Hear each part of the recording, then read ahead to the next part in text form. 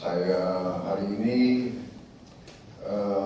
menerima saudara-saudara di pertahanan untuk menyampaikan beberapa hal tentang rencana kita untuk menjadi tuan rumah menyelenggarakan Indo Defense, suatu forum dan pameran pertahanan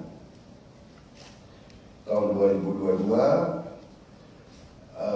yang tahun ini kita jadikan satu dengan Indo Aerospace dan Indo Marine. Jadi tahun ini kita bikin matra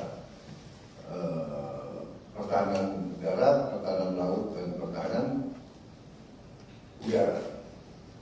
Ini seharusnya kita lakukan tahun 2020, tapi karena pandemi COVID kita tunda. Tahun 2020 kita tunda sampai 2021, masih COVID masih cukup serius, jadi kita tunda lagi.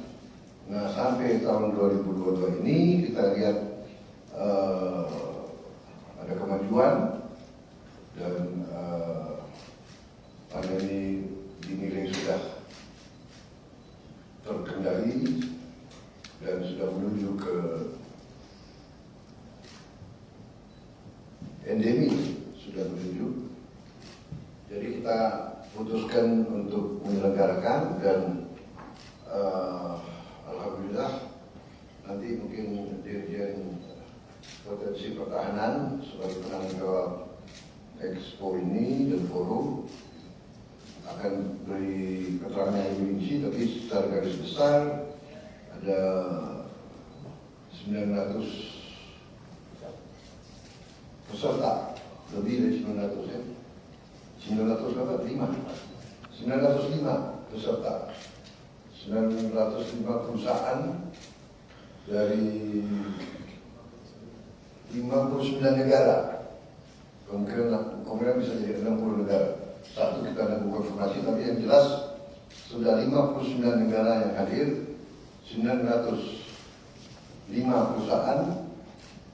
Jadi target kita 900, yang hadir 905. Jadi lebih target.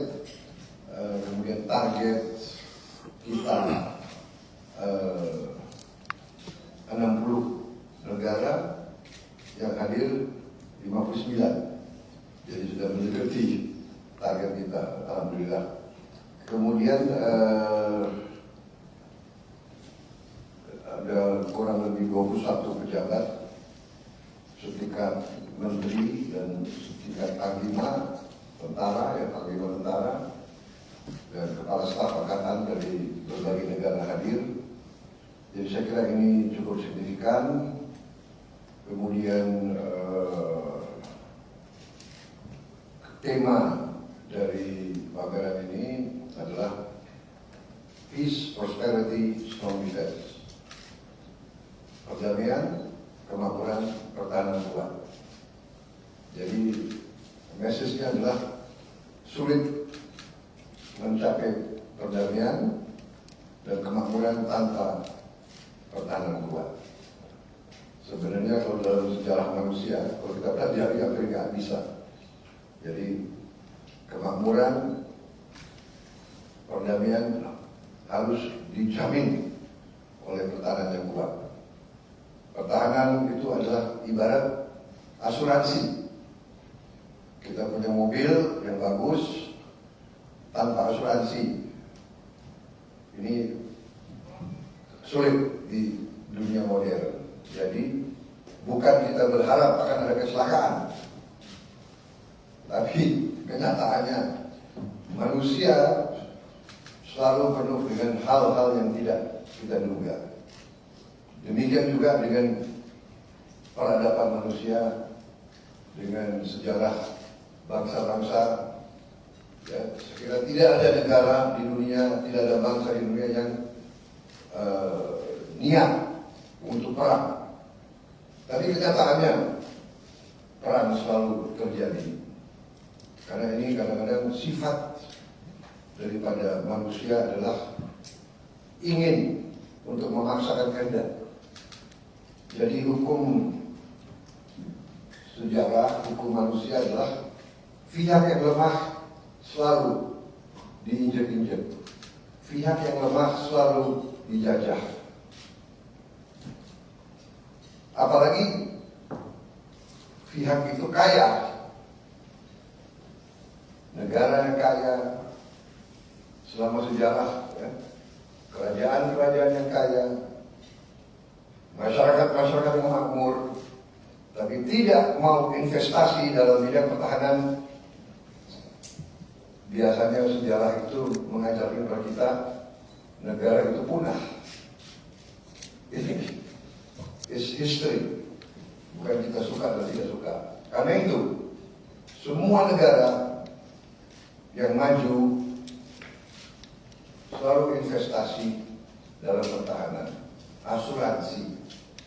Kalau terjadi apa-apa, situasi yang tidak diinginkan, negara itu siap. Nah, itulah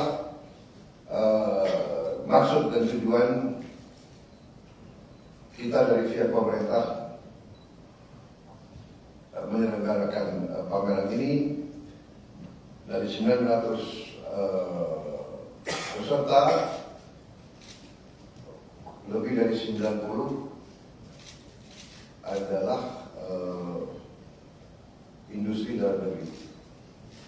Tadi saya kumpulkan industri dalam negeri yang hadir ya sekitar 90, pesertanya 90. 74 Oh, yang hadir itu tadi nanti yang hadir 155. Ya, totalnya 155 perusahaan dalam negeri. 155. Maaf saya salah, bukan 90 lebih.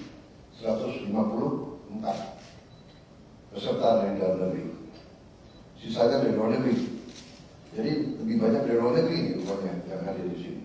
Ya.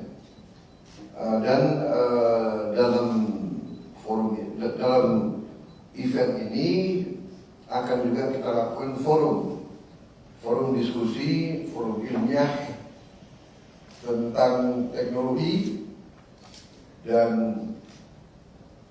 teknik, taktik dan strategi pertahanan dan perang. Dan kita undang para pakar yang akan memberi masukan, memberi keynote address, dan akan ada diskusi-diskusi sistem pertahanan darat, sistem pertahanan udara, sistem pertahanan maritim, laut.